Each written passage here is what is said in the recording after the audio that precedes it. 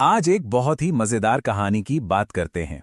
ये कहानी है एक बिगड़े हुए कुत्ते की, उसकी बहुत अमीर मालकिन की और एक ऐसे इलाज की जिसमें ना कोई दवा थी ना कोई ऑपरेशन, फिर भी उसे सर्जरी की जीत कहा गया। चलिए देखते हैं कैसे। तो मिलिए कहानी के मरीज से। ट्रिकी, एक छोटा सा कुत्ता। और ये जो लाइन है, ये डॉक्टर हैरियट की है, जब उन्होंने उसे सड़क पर देखा था। जरा सोचिए, एक फूला हुआ सॉसेज जिसके चारों कोनों पर बस एक एक पैर लगा हो। उसकी आंखें एकदम लाल थीं और जीभ जबड़ों से बाहर लटक रही थी। मतलब साफ दिख रहा था कि ट्रिकी की हालत बिल्कुल ठीक नहीं है। लेकिन उसकी जो मालकिन थी मिसेस पम्फ्रे, वो उसे बेइंतहा प्यार करती थीं और इसी वजह से वो चीजों को अपने प्यार के चश्मे से ही देख रही थी। नतीजा, वो एक बिल्कुल गलत डायग्नोसिस पर पहुंच गईं। उनको लगा कि ट्रिकी में जरा भी एनर्जी नहीं है, बेचारा कुपोषण मतलब मैलन्यूट्रिशन का शिकार हो गया है। तो उसे ताकत देने के लिए मिसेस पम्फ्री ने खाने के बीच में ये सब छोटी मोटी चीजें देनी शुरू कर दी। मॉल्ट, कॉड लिवर ऑयल और रात में सोने से पहले हॉर्लिक्स का एक कटोरा। और हाँ, क्रीम केक और चॉकलेट्स वो तो थे ही, क्योंकि ट्रिकी की प्यारी प्यारी आंखों के आगे वो ना कह ही नहीं पाती थी। अब ये इलाज था या दावत, कहना मुश्किल है। तो कहानी का जो असली कॉन्फ्लिक्ट है वो यहीं पर है। एक तरफ है मिसेस पम्फ्री का नजरिया, जो प्यार से पैदा हुआ था कि उनका कुत्ता कमजोर है, और दूसरी तरफ डॉक्टर हैरियट की नजर में थी एक कड़वी सच्चाई। ट्रिकी की एकमात्र गलती उसका लालच थी। वो कभी भी किसी भी वक्त खाने को मना ही नहीं करता था। डॉक्टर हैरियट ने उन्हें साफ साफ चिताया। उन्होंने कहा, देखिए, अगर आपने इसका खाना कम नहीं किया और इसे एक्सरसाइज नहीं करवाई तो ये सच में बहुत बीमार पड़ जाएगा।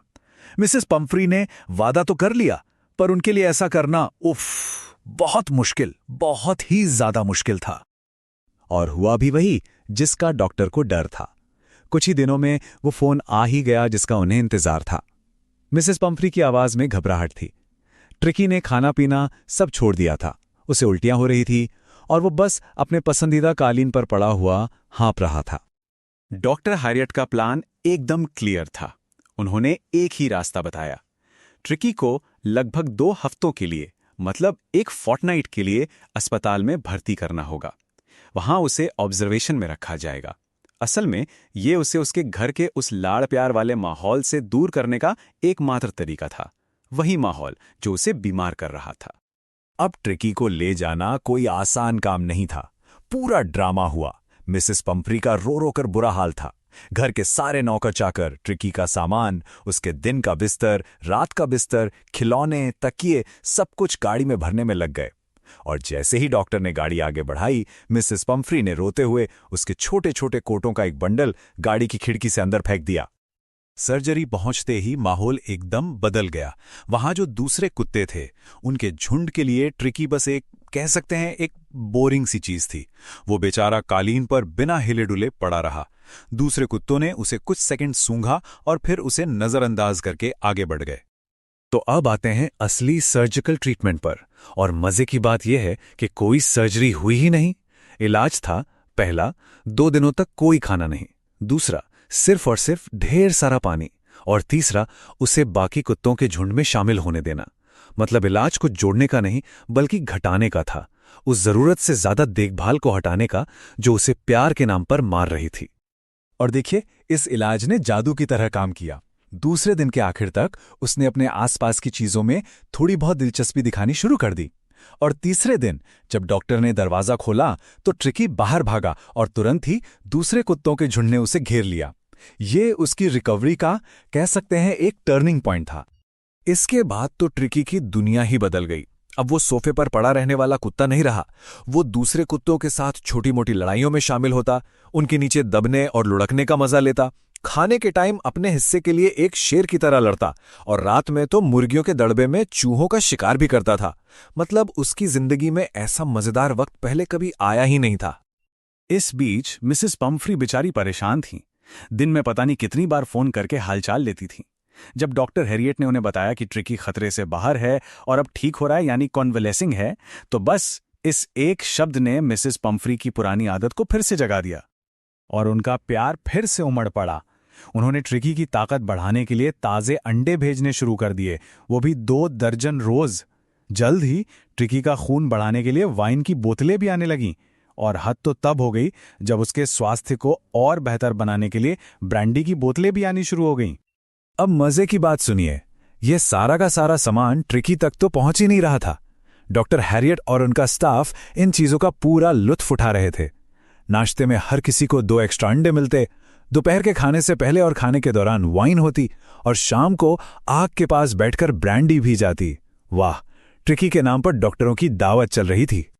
तो एक पल के लिए तो डॉक्टर हैरियट को भी लालच आ गया कि क्यों ना ट्रिकी को एक परमानेंट मेहमान ही बना लिया जाए। आखिर ऐसी शानदार जिंदगी किसे पसंद नहीं आएगी। लेकिन वो जानते थे कि मिसेस पम्फ्री अपने प्यारे ट्रिकी के बिना कितनी दुखी हैं, तो उनके ज़मीर ने उन्हें ऐसा करने से रोक दिया। तो कुल मिलाकर बात यह है कि सिर्फ 2 हफ्तों में, सिर्फ 14 दिनों में वो छोटा सा कुत्ता पूरी तरह से बदल चुका था। बिना किसी दवा, बिना किसी ऑपरेशन के वो एकदम ठीक हो चुका था। अब उसे घर भेजने का समय आ गया था। जरा एक पल के लिए याद कीजिए, ट्रिकी आया कैसे था? एक फूला हुआ सॉसेज जो ठीक से चल भी नहीं पा रहा था, अपनी लगाम में झुका झुका सा, एक बहुत ही बीमार और दयनीय छोटा सा जीव। और अब वो एक फुर्तीला, मजबूत मांसपेशियों वाला जानवर बन चुका था। वो कुत्तों के झुंड के साथ लंबी लंबी छलांगे मारता हुआ दौड़ रहा था। उसकी छाती लगभग जमीन को छू रही थी। ये जो बदलाव था, ये किसी चमत्कार से कम नहीं था। और जैसे ही ट्रिकी ने अपनी मालकिन को देखा, अरे बाप रे, क्या छलांग लगाई उसने! वो सीधा डॉक्टर की बाहों से उछलकर मिसेस पम्फ्री की गोद में जा पहुंचा। वो खुशी से भौंक रहा था, उनका चेहरा चाट रहा था। एक बहुत ही शानदार रीयूनियन था वो। मिसेस पम्फ्री की आंखों में खुशी के आंसू थे, उनके होठ कांप रहे थे। उन्होंने कहा, ओह मिस्टर हैरियट, मैं आपका शुक्रिया कैसे अदा करूं? ये तो सर्जरी की जीत है। और यही इस कहानी का सबसे बड़ा मजा है। उन्हें लगा कि कोई बड़ा ऑपरेशन हुआ है, जबकि असली सर्जरी तो उस जरूरत से ज्यादा दम घोटने वाली देखभाल को काटकर अलग करने की हुई थी। और ये कहानी हमें एक बहुत ही दिलचस्प सवाल पर लाकर छोड़ देती है कि कभी-कभी हद से ज्यादा देखभाल ही असल समस्या कब बन जाती है, और थोड़ी सी अनदेखी ही उसका इलाज कैसे हो सकती है। सोचने वाली बात है ना?